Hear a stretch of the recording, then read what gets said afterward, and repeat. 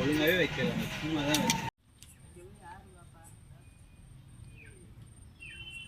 தாங்கல போய் சொல்றேன்.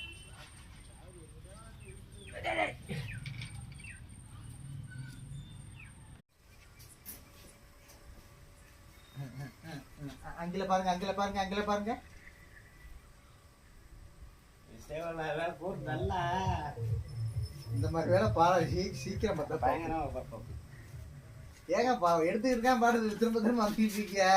பிரேக்கரை புடிங்கி விட்டா சரியா போகுது. டவுசர் எல்லாம் தெரியுதுங்க. வீடியோ போடான்ற முதல்ல